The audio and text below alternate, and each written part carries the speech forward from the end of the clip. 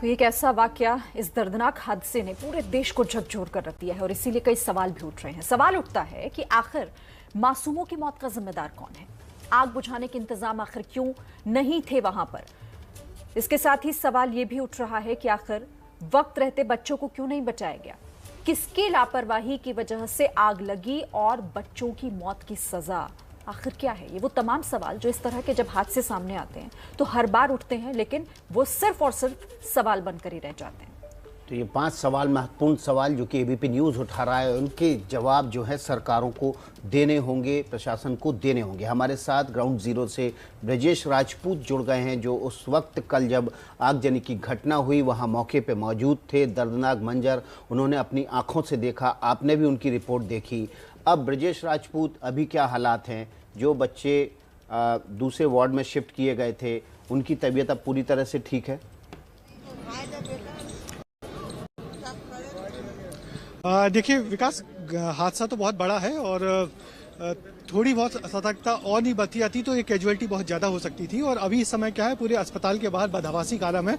जो बच्चे newly born बच्चे थे, 1-1, 2-2, 3-3, 4-4 दिन के, और उनको यहाँ पे शिफ्ट किया गया था, तो उनके 1-1, 2-2 परिजन अंदर थे और अधिकतर बच्चों को उनके परिजनों ने ही बचाया। हमारे साथ ये नाना है, आप देख सकते हैं, इनका कहना है कि इन्होंने ही कम से कम 3 और 4 बच्चों को बचाया है और जिसके चलते इनका जो मास्क वगैरह सब था। तो नाना बताओ क्या हुआ, क्या देखा आपने?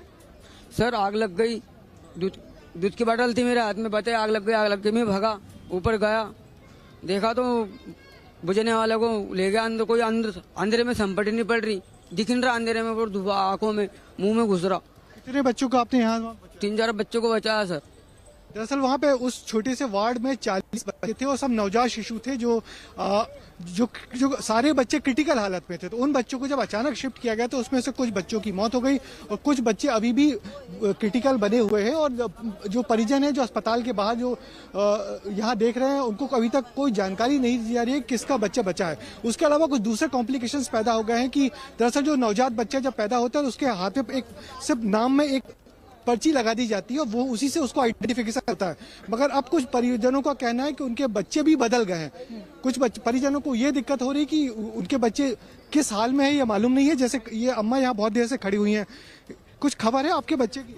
अभी कोई बता ही नहीं सकते कि कैसा का है। अब हम देखने गए, सारे बच्चों को देखा, हमारा बच्चा नहीं मिल रहा। ये तकरीबन रात भर से यही बदहवासी का आलम है। प्रशासन दावा कर रहा है कि जो 40 बच्चे थे उसमें से 4 की डेथ हुई है, बाकी सबको बचा लिया गया है। मगर अभी भी परिजन हैरान है, परेशान है कि उनके बच्चों की असली हालत क्या है, क्योंकि किसी को अंदर जाने नहीं दिया जा रहा है। और जैसा कि बताया जा रहा है कि वहाँ जो आग बुझाने के इंतजाम थे वो बड़े नाकाफी थे। आप ये तीसरी मंजिल देख रहे हैं, तीसरी मंजिल पे जो गिलास फूटे हुए हैं इस तरफ, वो गिलास फोड़ के धुआं निकाला गया है, तब जाके बच्चों की जान बच पाई है। जिस तरीके से आप लोगों से बात कर रहे हैं, आप जो जानकारी देख रहे हैं तो और दे रहे हैं, ये और भी ज्यादा परेशान करने वाली है। पहले ही जिनके बच्चे थे वो जिनके चले गए, या फिर अभी इनको जानकारी भी नहीं मिल पा रही है कि उनके बच्चे हैं भी या नहीं, या फिर किस हालत में है। इस तरह की अव्यवस्था, मतलब बड़े तौर पर ये लापरवाही है। बिल्कुल लापरवाही की तो अंत नहीं है, क्योंकि बताया जा रहा है, जैसे अभी उस व्यक्ति ने कहा कि जब वो आग बुझाने वाला यंत्र लेके वार्ड में घुसा तो वो चल ही नहीं रहा था, यानी कि जो फायर एक्सटिंग्विश था वो काम ही नहीं कर रहा था। बताया जा रहा है कि ये जो बिल्डिंग है, ऐसे पिछले 15 साल से फायर की एनओसी नहीं ली गई है, यानी कि आग बुझाने के इंतजाम की एनओसी यहाँ ली नहीं गई थी, जिसके चलते इतना बड़ा हादसा हुआ। वहां पर जो आग बुझाने का संयंत्र थे वो काम ही नहीं कर रहे थे। और ये अस्पताल ऐसी जगह बना हुआ, आप देख सकते हैं, यहाँ मेरे होमेंद्र देशमुख दिखाएंगे कि यहाँ आने का कोई रास्ता ही नहीं है। यदि यहाँ पे आग लगी हो और यदि फायर ब्रिगेड यहाँ आना चाहे तो फायर ब्रिगेड भी यहाँ तक आ नहीं सकती।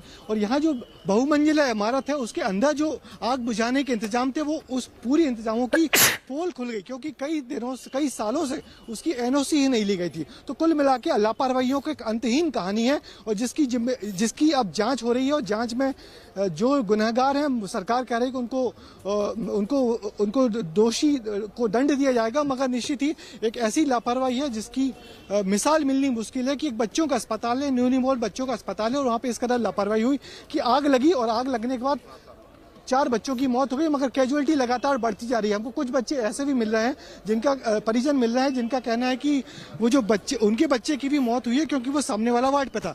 आप देख सकते हैं, ये चिकित्सा शिक्षा मंत्री विश्वास सारंग जी हैं और वो आ रहे हैं यहाँ पे। और विश्वास वही मीडिया से बात कर रहे हैं, आपकी बात कराते हैं। विश्वास जी, तो अभी क्या हालत, थोड़ा इधर हो जाए, अभी बताइए अभी क्या हालत,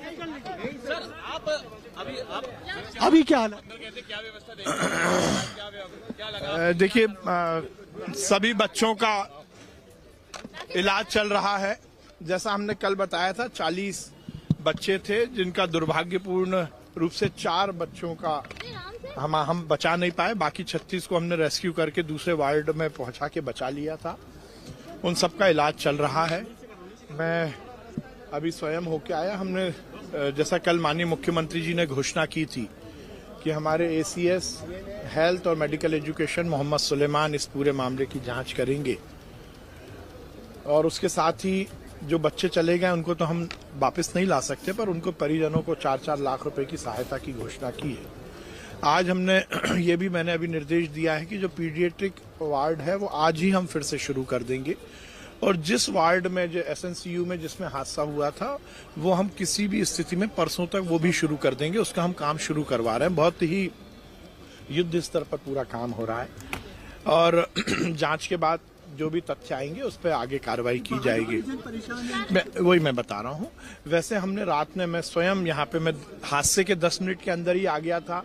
मैंने स्वयं बच्चों को निकालकर दूसरे वार्ड में पहुंचाया, उनका रेस्क्यू किया, और उसके बाद हमने ये सुनिश्चित किया। मैं 4 घंटे बाद बाहर आया था, जब सभी बच्चों को हमने सुरक्षित इलाज शुरू किया उसके बाद ही हम आए थे। और उसके बाद हमने रात में एक पेरेंट्स से बात करके उनको बच्चों से मिलवाया था। पर तो भी क्योंकि पेरेंट्स की संतुष्टि के लिए अभी मैंने निर्देश दिया है कि हम सभी पेरेंट्स को 4-4 के ग्रुप में ऊपर लेके जा रहे हैं, और उनके बच्चों को उनको दिखाकर, और जो कंसल्टेंट हैं, जो डॉक्टर्स हैं, उससे उनकी पूरी तरह से उनकी तबीयत के बारे में, उनके स्वास्थ्य के बारे में पेरेंट्स को जानकारी देंगे।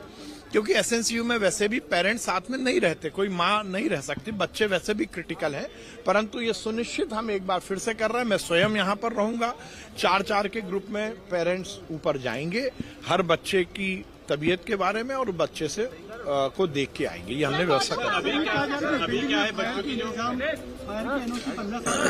देखिए, ये सब जांच का विषय है। मुझे लगता है इस समय पर हम यदि कोई मैं टिप्पणी करूंगा तो वो थोड़ी जल्दबाजी होगी। जांच शुरू हो गई है, और जांच के बाद जो भी तथ्य आएंगे उसमें जो दोषी होंगे उन पर कार्रवाई होगी, सख्त कार्रवाई होगी। जो दोषी होंगे उन पर सख्त कार्रवाई होगी, और ये भी सुनिश्चित किया जाएगा कि ऐसी घटनाओं की पुनरावृत्ति ना हो, इसके पूरे इंतजाम किए जाए। सर, अभी आंकड़ा क्या है बच्चों का? वही देखिए, SNCU में जो बच्चे होते हैं वो वैसे भी, आप देख रहे हैं कि चिकित्सा शिक्षा मंत्री विश्वास सारंग वहां मौके पर पहुंचे हुए हैं, अस्पताल में पहुंचे हुए हैं। उनका कहना है कि सभी परिजनों को 4-4 के ग्रुप में अस्पताल के भीतर ले जाया जाएगा, ताकि वो बच्चों को देख सकें और बच्चों की पहचान भी कर सकें। क्योंकि ब्रजेश राजपूत कह रहे थे कि एक नई समस्या खड़ी हो गई है। पेरेंट्स का कहना है कि उनके बच्चे के जो टैग थे वो निकल गए हैं, और अदला बदली की भी आशंका है।